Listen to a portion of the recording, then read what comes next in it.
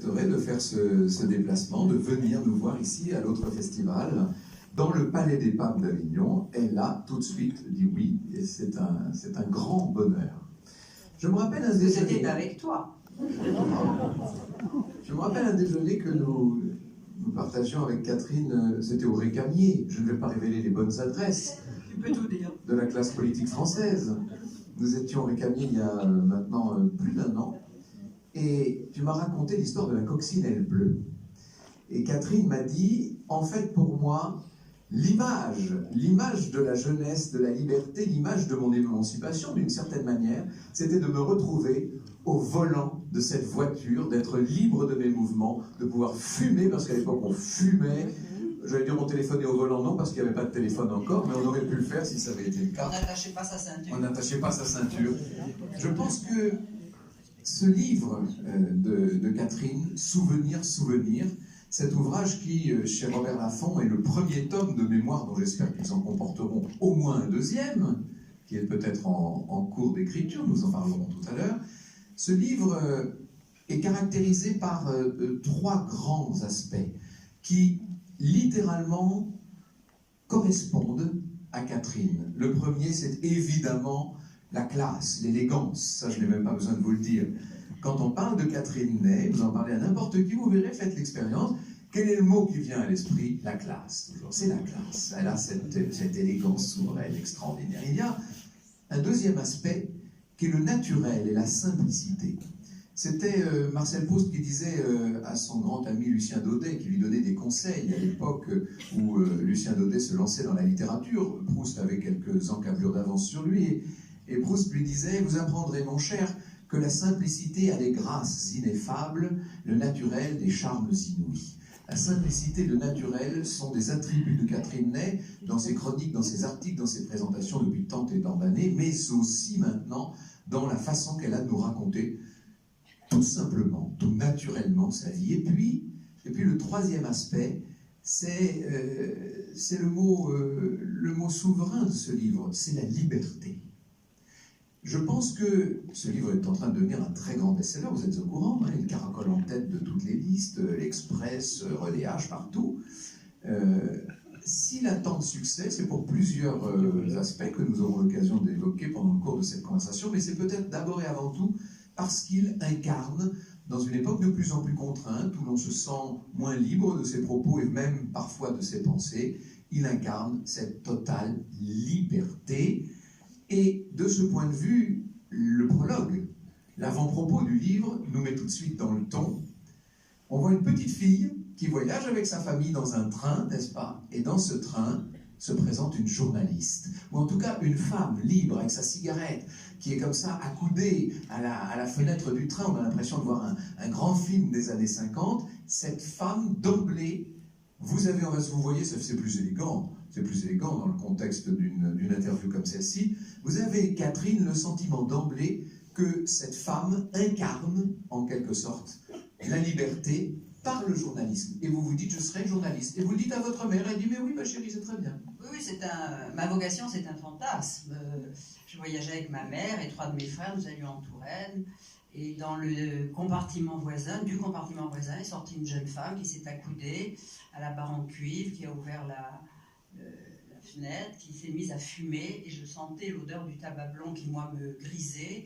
Et elle était indifférente au va-et-vient des gens, et je voyais cette femme qui était comme ça dans ses pensées, mais elle avait l'air de maîtriser sa vie, il y avait un contentement de soi.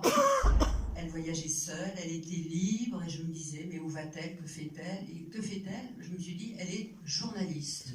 Et puis je ne l'ai pas revue, je ne sais pas ce qu'elle faisait, je ne sais pas où elle allait, mais ma vocation est partie d'un fantasme. Alors, c'est vrai que après avoir vu cette vision, j'ai toujours dit à ma mère, mes parents, je voulais être journaliste. Alors pour faire bien, j'aurais pu dire que ma grand-mère, qui était féministe, avait été écouter Louise Weiss à Tours, parce que c'était une suffragette qui s'était beaucoup battue pour que le droit de vote des femmes, donc elle m'en parlait beaucoup.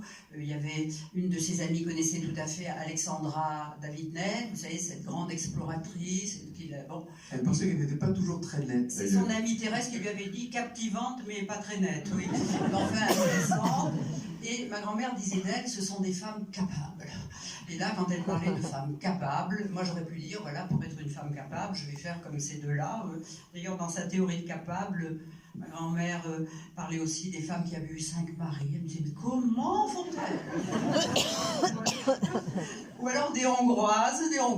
Voilà, les Hongroises sont des femmes capables. Je n'ai jamais su pourquoi. Voilà, c'était ces femmes capables. Donc, enfin voilà, ma vocation est partie d'une idée que je me faisais de la liberté. On voyageait seul, on fumait, et voilà, et tout nous était arrivé. Quand on dit vocation, ça veut dire appel au sens propre du mot. C'était un appel vers ce journalisme et vers cette carrière?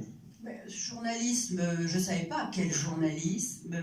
Mais très vite, c'est vrai que je me suis orientée vers la politique. Pourquoi? Alors, je viens d'une famille qui était gaulliste, mais sans être militante, sans être encartée.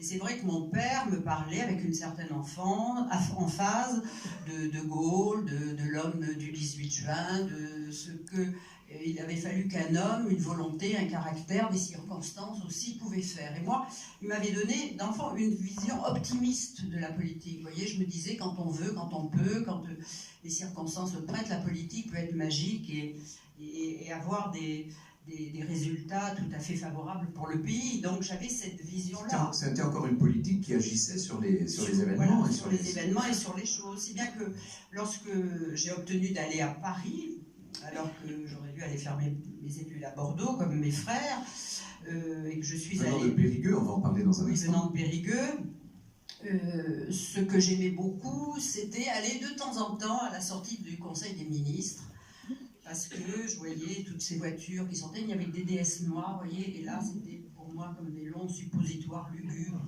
noirs, comme ça, et j'essayais de capter des visages, et à l'époque je fantasmais sur Roger Frey, figurez-vous, voilà. Ministre de l'Intérieur, qui était plein de secrets, qui était... Voilà, un homme plein de mystères, qui avait des airs moi je disais, de prince italien canaille, avec ses cheveux blancs, son regard translucide, enfin, et je me disais, mais si je le rencontrais, jamais je ne pourrais lui parler, c'est trop, jamais je pourrais. Enfin, donc j'étais très intimidée, mais vous voyez, j'avais comme ça ce goût de la politique, et c'était pas aller à l'Olympia voir Johnny Hallyday. Moi j'allais à la sortie du Conseil des ministres en me disant, voilà, ce sont des hommes qui peuvent agir pour le pays. Et on va revenir sur cette galerie de portraits des grands gaullistes, parce que évidemment, dans les premiers temps, ce sont eux qui sont là et qui tiennent le pouvoir en France. Avant ça, quelques mots peut-être quand même donc, de la famille, de cette grand-mère, de cette mère. On a l'impression d'un passage de relais, de témoin d'une certaine manière. On peut dire que votre mère joue un rôle absolument essentiel. Ce que j'aimais le plus, écrivez-vous, être seul avec elle, la première semaine de septembre... C'est ma grand-mère, ça. Quand mes parents, pardon, c'est la grand-mère. Quand mes parents et mes frères avaient regagné Périgueux, nous prolongions de quelques jours les vacances à Richelieu. Elle me racontait la vie dans le village avant la guerre de 14. Donc là, il y a une espèce on pourrait parler de transmission. Avant la guerre de 14, l'animation qui y régnait, les commerces prospères. Elle me parlait de mon grand-père Auguste, si beau et attentionné, qu'elle avait tant aimé, de leur voyage de noces à Paris, où ils avaient rendu visite au patron qui avait formé son mari, et des clients qui tous l'avaient félicité pour ses toilettes, ce dont elle était très fière. Elle évoquait leurs projets, tout ce qu'ils auraient pu construire ensemble s'il avait vécu. Elle n'a jamais voulu refaire sa vie, ni se séparer de ma mère, qu'elle avait beaucoup trop couvée. Elle avait néanmoins des idées bien arrêtées sur les hommes, toujours objet de sa condescendance navrée, des bêtes à chagrin, reprenant là une expression de son amie Thérèse, qui, elle, en revanche, avait pas mal bourlingué. Elle me donnait ce conseil: si tu te maries, arrange-toi pour que les fiançailles soient longues afin de bien cerner le caractère de ton futur époux. Sache qu'avec le temps, les défauts s'accusent et les qualités s'émoussent. C'était des conseils de ma grand-mère. Votre mère n'était pas mal non plus en matière de conseils. Mais alors je lui disais, mais pourquoi faut-il attendre si longtemps? Elle me disait, parce qu'après, tu ne pourras pas demander à un homme ce qu'il ne peut pas te donner. Donc je pensais attendre longtemps, je me disais, est-ce qu'il faut tout tester? Je n'osais pas lui demander. Je trouvais que dans son conseil, c'était peut-être implicite, vous voyez. Donc elle était très libre, mais c'était une femme qui avait repris... Mon grand-père est mort à Douaumont en mars 1916, et après, elle a repris... disons, l'usine, enfin le mot, bon, il y avait 20 ouvrières, on dirait aujourd'hui que mon grand-père était décorateur, il avait été formé à Paris, donc il faisait des couvre-pieds en satin surpiqué, vous savez, des boutis un peu épais, un peu trop épais et lourds. Aujourd'hui, on ne supporterait pas, mais avec des satins sublimes. Il y en avait plein à la maison chez ma grand-mère qu'on n'a pas pu garder parce qu'aujourd'hui, c'est impossible de se servir de choses aussi lourdes. Et ils faisaient des rideaux, et il y avait 20 ouvrières et puis 3 menuisiers, et ils envoyaient les fauteuils dans la France entière. Et elle a continué après la guerre, et puis la crise de 29-30, elle a arrêté un moment où elle disait les clients ne payaient plus. Ils commandaient, ils recevaient, puis ils ne payaient plus, donc elle avait arrêté. Mais elle avait mené ça, oui, elle avait mené cette œuvre avec beaucoup d'autorité. Et ma mère se souvient, je vous raconte des détails, d'avoir été livrée avec elle dans un château à côté de Richelieu, des rideaux, et elles avaient été reçues à la cuisine, ce qui les avait beaucoup vexées, puis attendu une demi-heure. On était venu leur dire que Madame la Comtesse espérait après avoir reçu ses fermages. Et maman disait que c'était une humiliation, qui la peinait encore. Voilà. Votre maman a joué un rôle absolument essentiel. Elle est la grande figure. Oui, elle est. Oui, j'ai eu une passion pour ma mère qui gouvernait. Nous étions 5 enfants, qui gouvernait sa famille avec une bienveillance et une gentillesse absolument extraordinaire. Et donc, son autorité, elle l'a manifestée par justement cette gentillesse. La faire de la peine faisait que tout le monde la préservait. Et oui, je l'aimais par-dessus tout. Et elle a été essentielle dans ma vie, et jusqu'à sa mort, nous sommes appelés tous les jours. Et en tous les cas, elle voulait, quand je lui dis que je voulais être journaliste, elle est à Paris, elle a tout fait pour que mes projets ne soient pas contrariés, parce qu'elle-même n'avait pu accomplir dans le fond, ses envies, enfin, aller au bout de ce qu'elle aurait voulu faire, c'est être pianiste, alors qu'elle aurait pu être une très grande pianiste, et ma grand-mère n'avait pas voulu l'envoyer à Paris faire ses études, et donc elle voulait au moins, si je voulais être journaliste, il fallait que je sois journaliste. Voilà. Et dans la fratrie, quelle était votre place? Il faut dire un mot des jumeaux, notamment. Oui, mais j'étais la seule fille. Au milieu, j'avais 2 frères aînés et 2 frères cadets, des jumeaux qui avaient 4 ans de moins que moi, et qu'il faut que je n'ai jamais joué à la poupée, parce que c'était eux mes jouets préférés, et c'était des enfants assez extraordinaires, d'une drôlerie assez exceptionnelle. Et le grand chagrin de notre vie, c'est que l'un est mort dans un accident de voiture. Il avait 23 ans, et ça a été une douleur qui n'est pas estompée, quoi. Voilà. Il y a dans ce livre une peinture d'une certaine France qu'on a envie d'appeler la France éternelle. C'est peut-être aussi un des secrets de ce grand succès.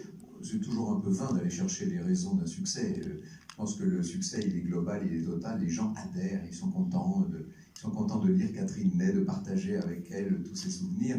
Mais c'est vrai que la vision, le portrait que vous brossez de cette France de la fin des années 50, du début des années 60, est solaire d'une certaine manière. Je cite un petit extrait, mais il y en aurait tant à citer. J'aimais beaucoup les sorties de messe, ces moments ensoleillés où l'on se retrouvait entre familles, amis, sur le parvis de l'église, où il fallait parler fort à cause du bruit des cloches.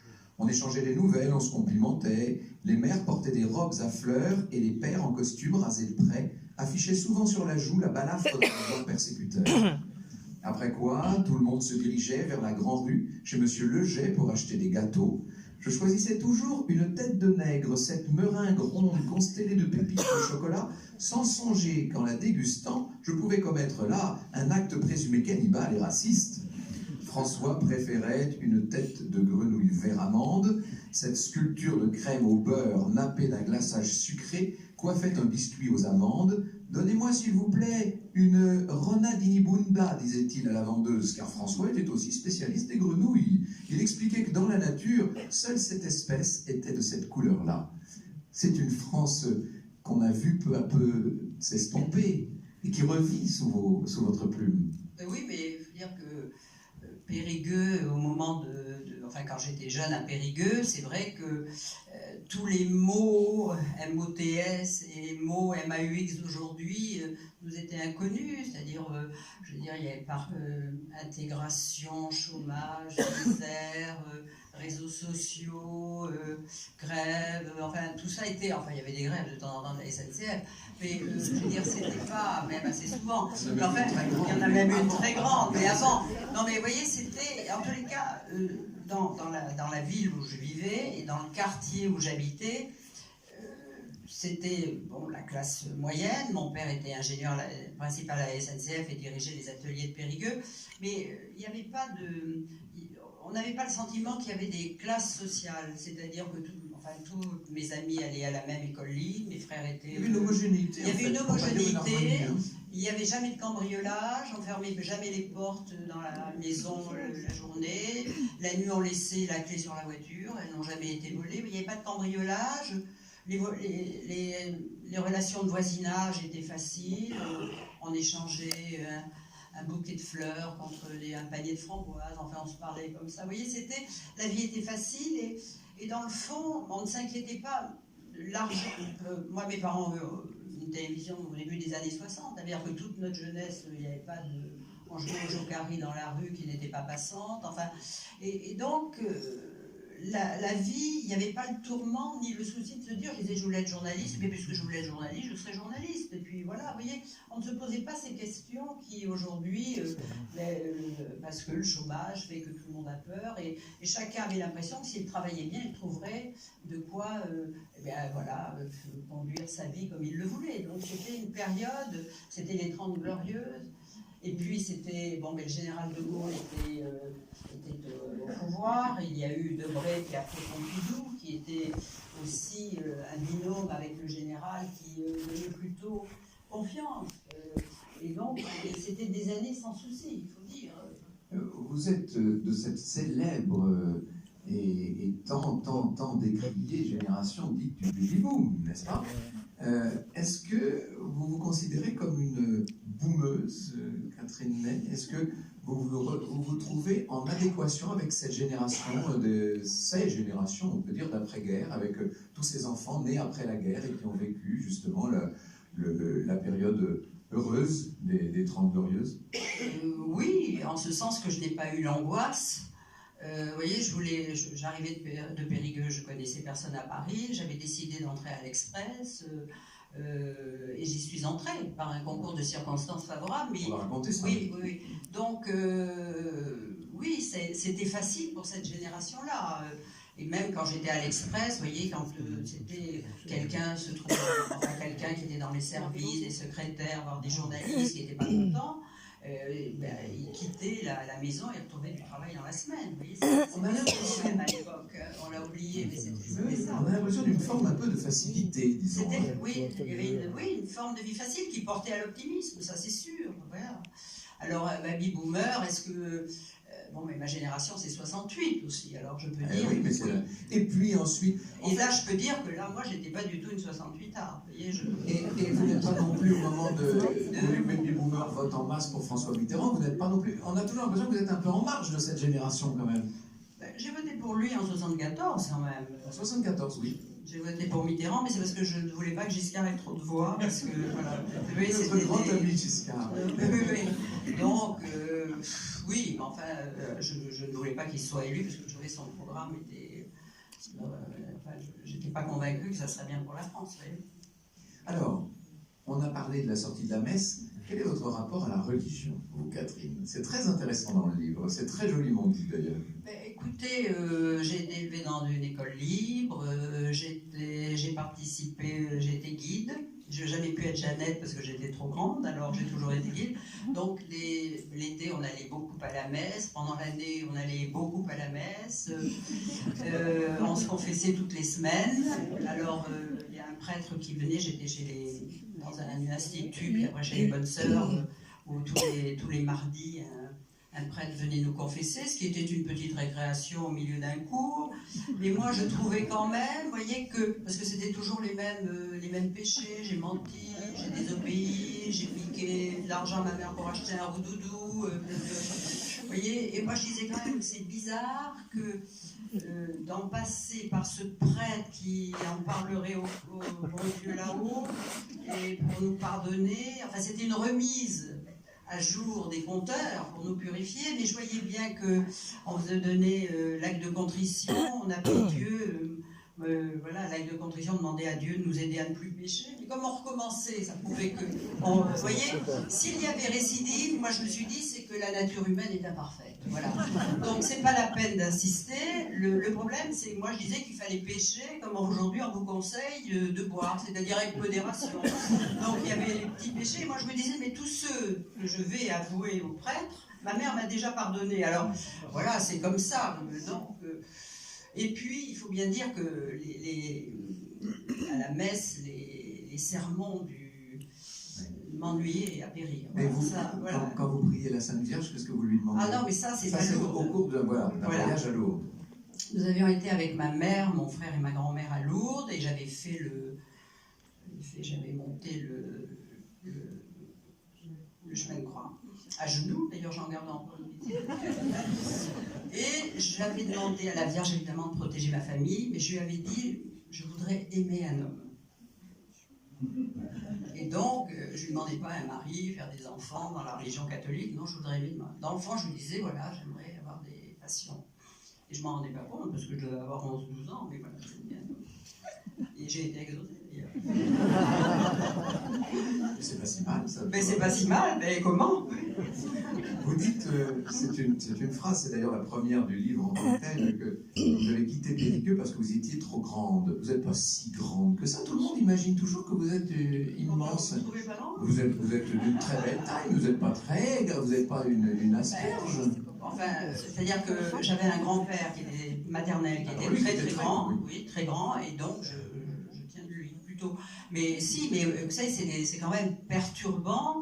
Quand vous êtes à Périgueux, vous devez faire votre communion solennelle. Alors je mesurais pas, aujourd'hui je mesure 1m78, bon, mais à l'époque je mesurais déjà 1m70, donc il avait fallu faire une aube sur mesure, vous voyez. Oui, alors ça, et les gens criaient. Bah, oui, et commander des chaussures, parce qu'il n'y avait pas de ballerines à l'époque, je me souviens c'était des babies blancs en 40, vous voyez. Et la vendeuse, il m'a dit, oui, il faudra au moins, avait dit à ma mère, il faudra au moins 6 mois pour les avoir, donc on les avait commandés à l'avant, et on me regardait comme un prototype, c'est vrai à l'époque, et quand j'étais sortie de la cathédrale, il y avait des garçons qui avaient crié « Vive la mariée !» Et moi ça m'avait, je me suis dit jamais, c'est fini, jamais je me marierai avec une robe à traîne, voilà, c'était... Donc si vous voulez, je ne me suis pas dit, ma vie, je vais me marier, puis je serai, voilà, non, je voulais être journaliste, libre, et puis après on verra. Voilà. Journaliste libre, à Paris. À Paris. Comment est-ce qu'on entre à l'Express à l'époque? Faut que vous nous racontiez ça. Donc c'était une obsession. Une obsession, et je voulais faire de la politique, ça c'est sûr.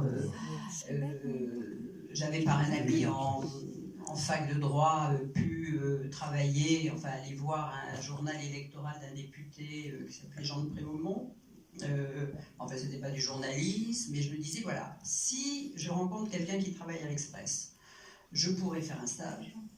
Et si je fais un stage, s'il faut balayer les toilettes le dimanche, je viendrai, mais je n'en partirai plus. Voilà. Bon, et en fait, bon, c'est vrai que j'ai pu. Voilà, il s'est trouvé qu'un ami qui était agent immobilier venait de vendre un appartement à un garçon qui faisait les maquettes à Europe. À l'Express, pardon. Et donc, j'ai dîné, je lui ai demandé un stage, et voilà. Et je suis allée me présenter à l'Express un jour où je me suis engouffrée avec haletante dans l'ascenseur pour me trouver face à Françoise Giroud. Ça ne s'invente pas. Ah, mais ça ne s'invente pas. Donc je lui dis bonjour madame. Et alors Françoise, j'avais été étonnée parce qu'elle était assez menue et pas grande, et je lui dis bonjour madame. Et elle ne m'avait pas répondu, elle fixait ma poitrine comme ça, sans rien dire. Et moi je me suis dit, oh là là, si je travaille un jour avec elle, ça se passera mal. Enfin bon, parce que Françoise, quand on a beaucoup dit que c'est Françoise qui voulait qu'il y ait des femmes à l'Express, c'est pas elle, c'est Jean-Jacques. Parce que Jean-Jacques croyait... D'ailleurs, il faut lui rendre hommage, là, Jean-Jacques Savant-Cheval. Ah oui, il faut lui rendre hommage, parce que Jean-Jacques, qui innovait dans le journalisme en créant ce News Magazine qui traitait l'actualité de manière un peu différente du Monde ou du Figaro, voulait que pour intéresser le lecteur, il fallait y inclure de la pâte humaine. Donc, des rencontres avec des hommes politiques, ils vous parlent, enfin, qu'on fasse comprendre qui était l'homme qui inspirait une politique. Et ils pensaient que les femmes étaient plus subtiles pour faire parler les hommes politiques. Enfin, elles comprenaient mieux les choses, les ressorts humains, les rapports de force. Et c'était lui. D'ailleurs, il croyait tellement dans les femmes qu'il a fait le journal avec François Giroud. Et que c'est toutes ses sœurs. Un binôme, vous dites même un couple en fait. Ah, ça a été un couple. Après, il y a eu des déchirements, des choses assez tragiques, puisque Françoise avait voulu se suicider, et il y avait la mère aussi de Jean-Jacques Servan-Schreiber, dont il disait que c'était la seule femme qu'il ait aimée dans sa vie, voyez. Et donc, et Françoise voyait toute femme qui arrivait à l'Express plus ou moins comme une rivale, hein, quelle que soit sa taille, parce que Jean-Jacques n'était pas très grand, mais finalement, une fois que j'ai pu faire un stage et que j'ai rencontré Françoise, ça s'est plutôt bien passé, parce qu'elle était la chance de travailler, vous voyez, à l'Express à un moment où le News Magazine, c'était quelque chose de très nouveau, c'était la forme la plus moderne du journalisme. On n'imagine pas, vous voyez, maintenant... Il y avait quelque chose d'américain, là. Il y avait quelque chose d'américain, c'était nouveau. Quand je prenais le Capitole pour aller voir mes parents, je voyais dans le train tous les gens, on lisait l'Express. Et puis Françoise faisait cette espèce, on appelait ça la chandelle, c'était un petit papier qui faisait une petite colonne, vous voyez. Et donc moi, quand j'allais à l'Assemblée nationale, avec le journal qui sortait le lundi, je voyais les députés qui se précipitaient pour lire l'article de Françoise Giroud, pour savoir ce qu'elle disait. Et il y avait ceux qu'elle attaquait, les ministres... Pour savoir qu'elle allait égratigner cette semaine. Et ceux qui égratignaient faisaient la tête, mais ceux d'entre elles ne parlaient jamais étaient encore plus vexés. Vous voyez, c'était comme ça. Donc, c'est vous dire l'importance de cette journaliste, ça n'existe plus aujourd'hui. Hein, voilà. Mais vous dites, je vais à l'Assemblée nationale, il faut expliquer quel est votre rôle, donc, assez vite à l'Express. De quoi est-ce que vous êtes en charge? Eh bien, Jean-Jacques m'avait chargé, quand il m'a engagé, des gaullistes. C'était en juillet 67, et il m'a dit, mais vous savez, c'est fini, le gaullisme c'est fini, De Gaulle c'est fini. Alors lui, il était vraiment très anti-gaulliste. Moi, je lui disais, cause toujours, parce que le général venait d'être réélu 2 ans plus tôt. Logiquement, il était là jusqu'en 72. En 67, c'était vraiment le plein emploi. Il y avait un nouveau secrétaire d'État à l'emploi qui était Jacques Chirac, qui a créé la NPE, c'est lui qui l'a créé, mais à un moment, il y avait 300 000 chômeurs en France. Vous voyez. Et Georges Pompidou disait, s'il y a 500 000 chômeurs en France, le pays ne le supporterait pas. Donc c'était à vous dire à quel point le plein emploi, et qu'on ne se posait pas ces questions. Vous voyez. Et oui, quelle était votre question? Quel était votre rôle, donc, à l'Express, c'était de suivre les gaullistes. Voilà, les gaullistes. Tous ces grands ministres. Voilà, tous ces grands ministres. Et c'était une génération, vous voyez, de gens qui avaient fait la guerre, qui avaient des choses à raconter, qui avaient souffert, qui avaient un passé, et souvent ils avaient fait des études, parlaient un langage châtié. Et puis quand même, vous voyez, quand j'allais à la sortie du corps du mini, je me disais quand même, ils étaient avec De Gaulle. C'est ça. Voilà, donc il y avait la magie de Gaulle qui rejaillissait sur eux. Oui, il y avait la magie. Et quand même, pour qui a connu Georges Pompidou, Premier ministre, pour moi, j'étais vraiment très très admirative. Parce que d'abord, c'était un homme qui vous en imposait, parce qu'il avait ce charisme compact, vous voyez, cette espèce de sensualité paysanne, robuste, vous voyez, de quelqu'un qui aimait les plats canailles, qui aimait les plats robustes, qui aimait bien manger, mais qui était subtil, qui avait fait, Normal Sup, agrégation de lettres classiques, Sciences Po, enfin, vous voyez, qui avait à la fois cette compréhension de la France d'en bas, parce qu'il en venait, oui, vous voyez. Et en même temps, qui avait depuis longtemps infiltré la plus haute société, donc qui était un mélange et qui avait une autorité naturelle, vous voyez. Quand De Gaulle parle du fluide de l'autorité, Pompidou, c'était le fluide de l'autorité. Quand il arrivait à l'Assemblée, avant les questions, il n'y avait pas de questions d'actualité à l'époque, mais quand il arrivait pour des débats, mais les députés se tassaient tellement ils le craignaient. Vous voyez, donc il y avait cette autorité, et avec lui, pas de quoi. Hein. Je peux vous dire que les ministres ne mouffaient pas. Hein. Ils avaient très peur de... faut dire, et vous l'avez compris, c'est que ce livre est littéralement parsemé de portraits. Oui. C'est un livre un peu de moraliste aussi, d'une certaine manière. Il y a un côté caractère là-dedans, avec des portraits qui sont tirés vers l'archétype, qui sont très forts, très beaux, qui nous font revivre une classe politique d'un certain niveau, quand même. Oui, je dis, mon Dieu, qu'est-ce qui s'est passé, hein, quand même. Ah oui, ça c'est sûr que c'était... Alors, il y en a un qui attire particulièrement notre attention, si je puis dire, un certain Albin Chalandon. Oui. Non, mais ce qui est incroyable, c'est que quand Jean-Jacques m'a engagé, il m'a dit que les gaullistes c'était fini, que De Gaulle serait parti bientôt, et c'était une prophétie autoréalisatrice, puisqu'il m'a engagé en 67, et bon, le général est parti 2 ans plus tard. 2 ans plus tard, c'est incroyable. Et il m'avait dit, non mais à droite, il n'y a que 2 types intéressants, c'est Giscard et Chalandon.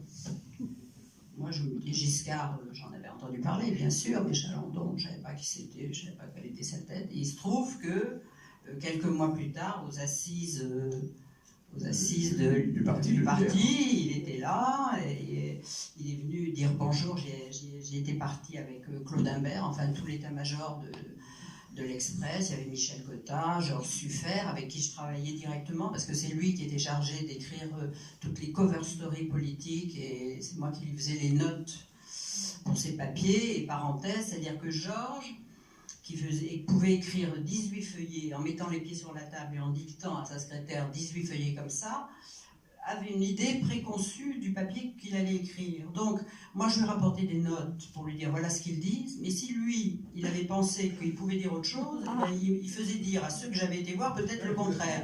Alors, ça me posait des gros problèmes. Je lui disais, écoute Georges, c'est pas possible, moi tu me fais passer. Et donc, je faisais arbitrer Claude Imbert pour dire, écoutez, moi je vais passer pour une idiote. Alors donc il fallait soit supprimer les noms des gens à qui on faisait dire le contraire, et pour cause, et qui après étaient vexés aussi que je ne les ai pas cités. Vous voyez, c'était assez compliqué avec Georges. Tout ça pour vous dire que... Je voulais parler d'Albin Chalandon. Ah oui, Albin Chalandon. Donc Albin, il connaissait très bien Georges Suffert, chez qui il avait été passé l'été précédent quelques jours à Cadaqués, et Georges avait aussi invité Jean-Jacques Servan-Chabert. C'est pour ça que Jean-Jacques m'avait fait un peu la leçon et m'avait fait un peu le panégyrique d'Albin. Donc il est venu dire bonjour, mais moi j'ai pas spécialement... voilà, je trouvais qu'il était pas mal, mais enfin, c'est un homme marié... Et alors, je venais de lire un livre qui m'avait... Et oui. Le livre de Jean Dutour. Les horreurs de l'amour.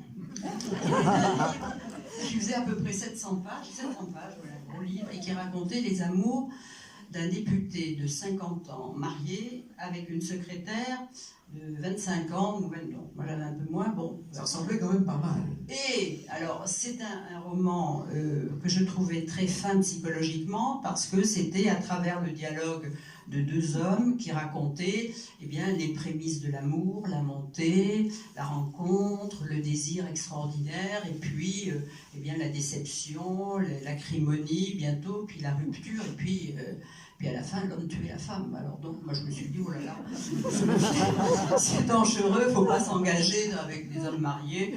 Et puis voilà, je me dis, comment je pourrais dire ça à ma mère, ça serait pas possible, quoi. Bon.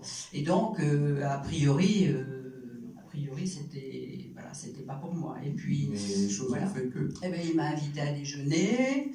D'ailleurs, là, évidemment, la première fois, il m'a raconté la guerre qu'il avait faite, le maquis dans la forêt d'Orléans, la remontée avec la colonne du maréchal Leclerc, la prise de l'Assemblée nationale. Alors moi, évidemment, tout de suite, c'est pas n'importe qui, quoi. Ça pose son âme, oui. Et puis, on avait parlé un peu des livres qu'il lisait, puis il m'a demandé comment je voyais mon métier. Enfin, c'est surtout lui qui avait parlé. Puis alors à la fin, il m'avait dit, et vous aimez vous habiller comment? Moi, j'ai dit, mais ça, je ne le connais pas, il me demande comment. Alors je lui dis, mais moi j'aime bien les tailleurs. Ah, mais vous êtes une bourgeoise, me dit-il.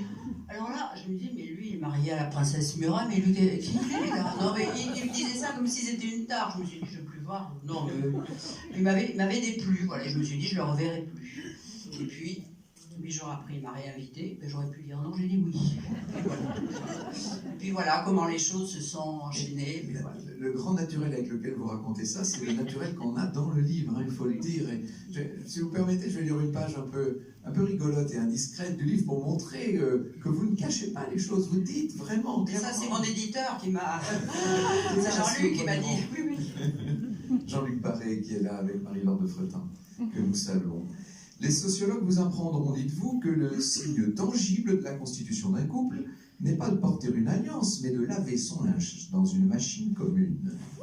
Boulevard Suchet, une femme de ménage, la gentille Madame Plot, s'occupait des chaussettes et des caleçons de mon compagnon et s'étonnait du fait qu'il n'y ait jamais de chemise sale, alors que dans le placard se trouvait une pile de chemises repassées.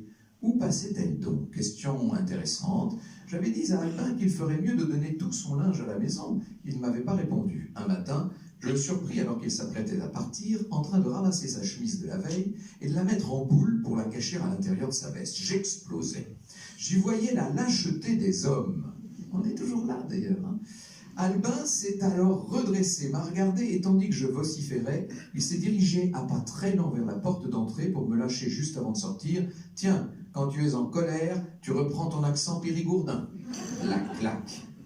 J'étais assommée et encore plus furieuse. Je me suis précipitée dans la chambre pour prendre la pile de chemises propres et les jeter par la fenêtre en criant « Voilà tes chemises, tu peux les reprendre !» Il est allé les ramasser sur la pelouse sans me lancer un regard, puis il est parti sans se retourner. Le soir, il n'était pas là, pas plus que le lendemain ou le surlendemain. J'appelai sa secrétaire, Madame Volbar, qui était sa collaboratrice depuis la banque. Elle m'informa sur un ton neutre que le ministre était en province. Je devais comprendre qu'il refusait de me parler. Au bout de 5 jours, j'étais vraiment mal. Je rentrais à la maison, l'âme ravagée et le cœur en miettes. Madame Plot était là. Sur la commode du salon, il y avait un vase. Dans un vase, un petit bouquet de fleurs jaunes, comme j'en achetais de temps en temps au marché. Pas vraiment une somptueuse gerbe de chez la Chaume. Je l'interrogeais. « Qui a mis ces fleurs, c'est vous ?»« Non, c'est monsieur qui est passé. » Le bonheur. Ces fleurs jaunes demeurent le plus beau bouquet que j'ai jamais reçu. Le soir, Albin était de retour. Dans la conversation pendant le dîner, il me glissa. « Tu sais, un homme est toujours terrorisé par une femme, en général la sienne, et lorsqu'il a une femme de chambre, cela fait 2. » C'était du Albin tout craché, après quoi Madame Plot s'est occupée de ses chemises. Et Albin n'est jamais reparti. Vous racontez tout cela avec un naturel confondant. Oui, je vais vous dire, ça n'a pas été facile non plus de raconter ça, parce que j'avais l'impression d'être une impudeur épouvantable. Mais j'en discutais beaucoup avec Jean-Luc, mon cher éditeur, qui me disait, écoute, voilà, je lui avais raconté l'anecdote, il me dit, si, il faut le raconter, ça fait partie de ta vie, et c'est vrai que ça faisait partie de ma vie, et voilà. Et vous racontez... Et ça vous choque? Je raconterai les chemises, non? Comment? Émouvant, j'en sais rien. C'est beau, mais tout est beau. Et alors vous racontez non seulement, Catherine, vos histoires, mais quand on se sert soi-même, on se permet de servir un peu les autres. Et donc vous racontez les histoires d'un certain nombre de nos chers dirigeants, quand même. Vous entrez dans l'intimité même du général de Gaulle, non? Oui, parce que quand Albin avait des amis, enfin ses amis proches, s'appelaient Chaban, Olivier Guichard, Roger Frey. Et c'est vrai que quand nous dînions ensemble, en général séparément, on parlait beaucoup du général, de ce qu'il faisait, de ce qu'il avait fait, de ce qu'il représentait dans leur vie, c'était quelque chose. Puis il y avait toujours la question rituelle de savoir est-ce que le général trompait Tante Yvonne. Il y avait toujours. Et d'ailleurs, lui-même, Alain Perfit en parle dans son livre, en disant c'est la grande question, est-ce que le général était un homme comme les autres? Et donc, Chaban racontait que son ami Corniguillon-Molinier, qui était un général de l'armée de l'air pendant la guerre, et avait été au Liban après la guerre, c'est-à-dire 3 ans après que le général y est passé, 2 ans, je crois, en 42. Voilà, 42-43. Et il avait été prendre un verre dans une maison où il y avait des jeunes femmes, et il avait vu la patronne pour lui dire, mais au fait, dans les années 42, est-ce que vous avez connu le général de Gaulle? Et la dame lui avait répondu en baissant les yeux, « Oui, monsieur, 2 fois. » Donc, le général racontait ça. Évidemment, on s'esclaffait beaucoup. Voilà. Et alors, un jour, justement, nous déjeunions ensemble. Mais là, tu vas raconter toi aussi. Et je raconte cette anecdote à Franck. Et en plus, mon ami Paul-Marie de Lagorce, qui avait fait un très grand livre sur De Gaulle, plusieurs d'ailleurs, racontait aussi De Gaulle avant-guerre, quand il était lieutenant avec un colonel qui s'appelait Pétain. Et Paul-Marie, dans son premier livre, qui parlait de leur rapport, disait qu'ils ne s'entendaient pas. Et il avait été voir le général qui lui avait dit « Écoutez, dans votre livre, vous vous trompez, Pétain et moi, nous nous entendions très bien parce que tous deux, nous étions sur les femmes. » Vous voyez, il parlait comme un militaire, c'est un langage, nous étions sur les femmes. Bon, donc, ça voulait dire qu'il était intéressé. C'était avant-guerre, il était, je sais pas, il n'était pas marié à l'époque. Ah si, Il était marié, mais voilà. Il y a du 1928, mais enfin... Ah oui, bon, d'accord. Donc voilà, il racontait ça. Et donc, je raconte cette anecdote à Franck, et là, c'est à toi de le raconter. Non, mais je disais que je m'étais trouvé à un dîner au Liban où il avait été question, effectivement, de maîtresse du général, d'affaires un peu privées, et même d'enfants naturels du général, etc. Et en rentrant à Paris, j'avais participé à l'émission de Jean-Marc Morandini où on répondait en direct aux auditeurs sur la vie, en l'occurrence, de nos chers dirigeants. Et une dame avait téléphoné en disant « C'est pas du temps du général qu'on aurait connu ça ». Je lui ai dit « Oh madame, vous savez, je ne m'avancerai pas autant à votre place ». Et je n'avais pas expliqué pourquoi je disais ça. Je disais « Je crois que le général aimait bien aussi, il a eu quelques aventures notoires, etc. » Et l'après-midi, on me passe au téléphone l'amiral de Gaulle. « Monsieur Ferrand, je vois que vous êtes très renseigné. » J'étais complètement liquéfié. Je lui ai dit « Je vous explique, monsieur l'amiral. » J'ai essayé de m'en sortir comme je pouvais, pas très brillamment, je dois dire. Et il a conclu en me disant « Écoutez, sachez en tout cas que si vous avez des informations sur mon père de ce genre, je suis preneur. » J'ai raconté ça à Catherine qui en a fait... Et tu m'as autorisé à te citer. Voilà ce que j'ai fait. Mais de nombreux hommes politiques se dévoilent dans ce livre, bien entendu. Alors, il y a la grande époque de l'élection de 74, l'élection de Giscard, avec d'ailleurs des conséquences considérables pour toi, puisque et JJSS, et Jean-Jacques Servan-Schreiber, et Françoise Giroud sont embarqués dans cette aventure, n'est-ce pas? Et là, il y a des pages qui sont formidables, notamment sur Françoise Giroud, qui adore être avec les motards, en fait. Hein. Oui. Non, mais moi, j'avais été étonné que Jean-Jacques est resté au gouvernement 9 jours. Seulement, vous vous souvenez, parce qu'il était contre les essais nucléaires, et Giscard avait signé. Oui, et donc il avait fait une conférence de presse pour dire que le ministre de la Défense prenait des décisions contraires à la politique de Giscard, alors que Giscard avait dit tout à fait pendant la campagne qu'il était pour la prolongation des essais nucléaires. Donc Chirac est intervenu aussitôt pour dire si il reste au gouvernement, moi je m'en vais. Et donc Jean-Jacques Servan-Schreiber a été démissionné au bout de 9 jours. Alors un mois plus tard, n'ayant plus le numéro 1 de l'Express, Giscard a fait venir Françoise Giroud. Moi ça m'avait étonné parce qu'elle avait soutenu Mitterrand dans le journal. Moi j'étais étonné. Mitterrand dont elle était amie depuis très longtemps. Dont elle était amie depuis très longtemps, et moi j'étais étonné. Et alors d'ailleurs des journalistes lui avaient posé la question. Elle lui a dit mais pour agir pour les femmes, s'il fallait attendre que Mitterrand arrive au pouvoir, eh bien, il y a longtemps que leurs petits-enfants, leurs petites-filles ne seraient pas encore servis. Alors d'ailleurs de dire Mitterrand n'arrivera jamais au pouvoir. Donc elle était ministre de la condition féminine, et elle a d'ailleurs beaucoup fait pour les femmes. C'est vrai. Mais elle adorait. Elle disait coucher dans les préfectures, avoir un chauffeur. Même moi, lui, vous le croisez chez Lip et il dit oh là là, c'était le bon temps avant, je ne la vois plus, ma femme, du tout. Vous voulez que je raconte?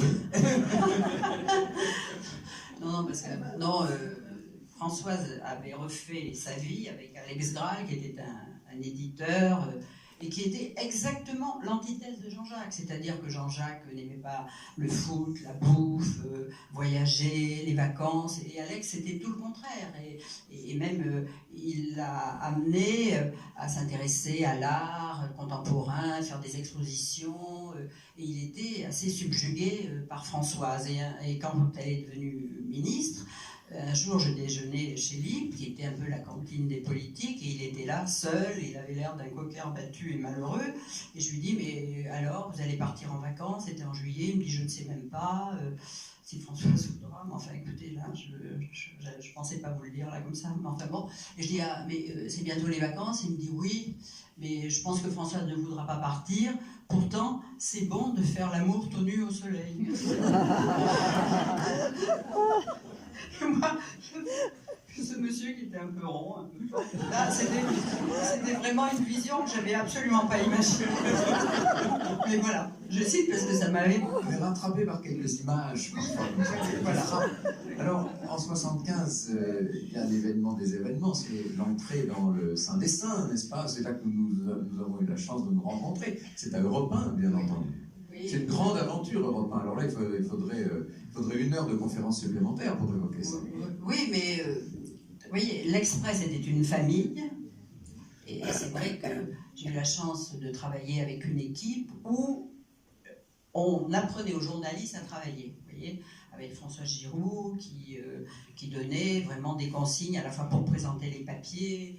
Elle disait, à quoi ça sert d'avoir du talent à la 4e ligne? Si à la 1re ligne, le lecteur est parti. Donc il fallait un style, un vif, et vous voyez, bâtir un papier. Enfin, quand on travaillait à l'Express, c'était une école de journalisme. Moi, je peux dire que ça a été une école. Et puis, puisque j'assistais aux conférences où on préparait le journal, on avait une vision sur la politique étrangère, vous voyez. Donc, c'était vraiment quelqu'un qui, quand vous sortiez de l'Express, vous aviez fait vos classes et vous en saviez un peu plus que si j'avais fait une école de journalisme, ça c'est sûr. Bon. Et puis, mais arrivé à Europe, ça a été aussi une autre famille, vous voyez, parce que d'abord, il y avait un très bon rédacteur en chef qui était Étienne Moujotte, mais évidemment, on change de rythme, parce que l'hebdo... C'est plus trépidant. Ben oui, l'hebdo, si vous faites un papier tous les 15 jours, vous voyez, on analysait les 3 feuillets costauds, là, tandis que l'Express, l'Europe, c'est matin, midi et soir. On peut vous dire à 6h, tiens, tu viens faire un papier à 8h, et puis il faudra à midi, et puis c'est quand même très fatigant. Et moi, je craignais les conférences du soir où Étienne Moujotte disait, tiens, il y a Jospin qui arrive du Guatemala, voici à 11h. Tiens, tu vas pas y aller, Catherine? Ah ben, on va y aller. Donc c'est quand même, c'était quelque chose de très fatigant. Mais il y avait aussi la surveillance des propos, quand même, parce que qui était derrière? Et c'était Giscard. Mais voilà. Et qu'à l'époque, Étienne était chargé, parce que quand je suis arrivée, il venait d'y avoir une très grosse crise. C'est le patron Siegel, Maurice Siegel, qui était un grand patron de rédaction, avait été viré. Et viré d'Europe, non pas parce que la maison allait mal, elle allait au contraire très bien, mais d'abord parce qu'il avait soutenu Chaban, ce qui n'avait pas plu à Giscard. Et surtout, comme il était à la fois patron de la rédaction, directeur des programmes, disons qu'il gagnait sûrement plus que le président de la République. Et comme l'Europe, c'était... Ce qui, pour ce président-là, n'était pas négligeable comme aspect des choses. Je ne te le fais pas dire. Et donc, Giscard voulait sûrement se venger, et l'Europe était en société mixte avec l'État. L'Europe avait 51%, l'État 49%, et Giscard et ça s'appelait la Sophirade. Et quand il a été à peine élu, il a fait venir Denis Baudouin, qui était un ancien du cabinet de Chirac, pour lui dire il faut vous débarrasser de Siegel. Alors, aussitôt, Denis Baudouin est allé voir Floirat et Lagardère, il leur a dit, et ils ont essayé de temporiser pendant 1 mois ou 2, puis Giscard est revenu à la charge, et là, ils ont été obligés de se débarrasser de Siegel, mais en lui donnant évidemment des compensations financières, qui fait que pendant des années, quand Sylvain Floirat venait dans la rédaction et que des jeunes journalistes disaient qu'ils aimeraient bien être augmentés, il disait avec son accent périgourdin, mais il n'y a plus de gras, tout le gras dans la marmite, j'ai tout donné à Siegel. Voilà, donc c'était pas possible. Donc je suis arrivée en crise et on savait, Jean-Luc avait dit à Étienne Moujotte, écoutez, il faut faire quelque chose, moi je veux plus d'ennui avec Giscard. Donc quand même la réputation d'Europe, c'était d'être un peu pertinent, de faire des impertinences. Donc pour qu'Europe puisse continuer à avoir un peu son ton habituel, Étienne était chargé de faire tous les jours un papier à la gloire de Giscard. Enfin, à la gloire du gouvernement. Donc, il écrivait ça en une demi-heure, dans un style, il faut dire, un peu plat, parce que c'était volontairement, où il y avait toujours dans le truc une phrase clé, me semble-t-il. Donc, il y avait toujours me semble-t-il, on l'appelait me semble-t-il. Mais parce que, voilà, il était un peu sur commande, moyennant quoi on pouvait de temps en temps... de rester possible. Alors, voilà, mais c'était une période très agréable parce que Jean-Luc Lagardère adorait Europe. Il était là, il passait presque tous les soirs.